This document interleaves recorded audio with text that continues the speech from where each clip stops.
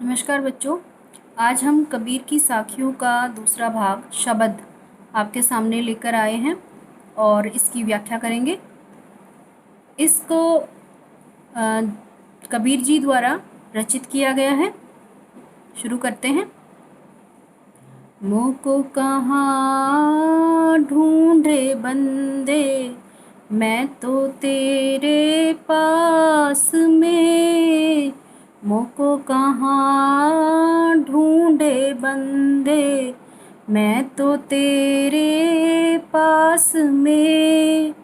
ना मैं देवल ना मैं मस्जिद, ना काबे कैलाश में। ना तो कोने क्रिया कर्म में, ना ही योग बैराग में।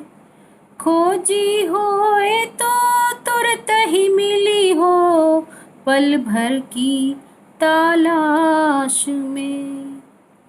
कहे कबीर सुनो भई साधो, सब श्वासों की श्वास में।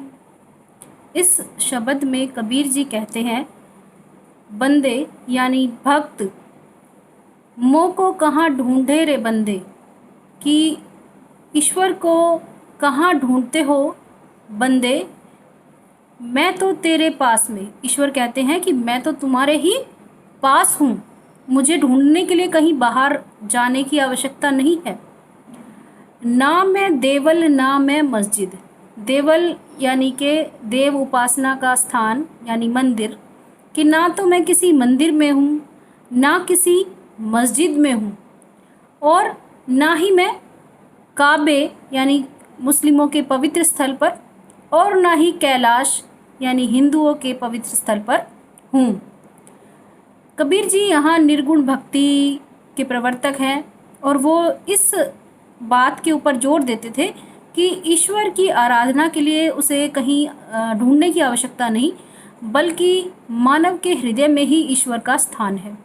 इसलिए बाहर ढूंढने की बजाय ईश्वर को अपने ही मन के भीतर तलाशने की आवश्यकता है।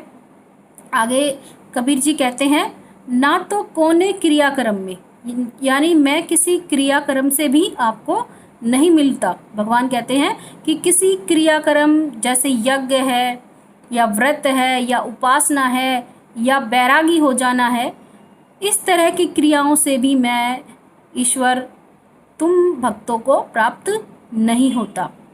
ना ही कोने क्रियाक्रम में, कोने यानी किसी, ना ही योग वैराग में, और ना ही मैं किसी योगी हो जाने में यानी सन्यासी हो जाने में, बैरागी होने में यानी कि घर बार छोड़ने से भी मैं तुम्हें नहीं मिलूँगा।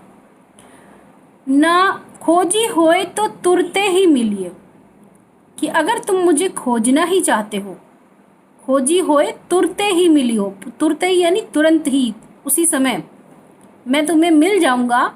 पल भर की तलाश में, केवल एक क्षण की तलाश में, एक पल की खोज में मैं तुम्हें मिल जाऊंगा। कहे कबीर सुनो भाई साधो, सब श्वासों की श्वास में। कबीर जी कहते हैं कि सुनो साधु पुरुष, साधु लोगों, कि हम सब जितने भी जीवित प्राणी हैं, हम सभी जीवित प्राणियों की श्वासों में ईश्वर का ही निवास है। यानी ईश्वर हर मनुष्य के अंदर बसते हैं।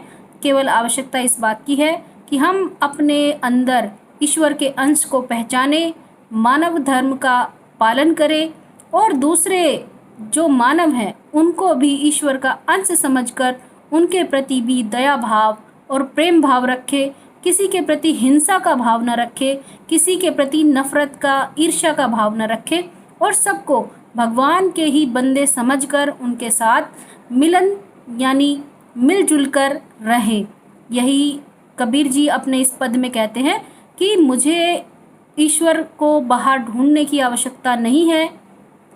ईश्वर हम सब के मन में ही मौजूद है। वो किसी क्रियाक्रम से या मंदिर में जाने से या मस्जिद में जाने से कभी प्राप्त नहीं होते। सिर्फ अपने मन के अंदर उनको ढूंढने की आवश्यकता है। अपने मन में सिर्फ ईश्वर के अंश को पहचानने की आवश्यकता है। तब जब हम एक व्यक्ति को मानव के रूप में देखकर उसकी सहायता करते हैं, किसी धर्म की आवश्यकता नहीं होती उस समय, केवल मानव धर्म सबसे बड़ा धर्म है।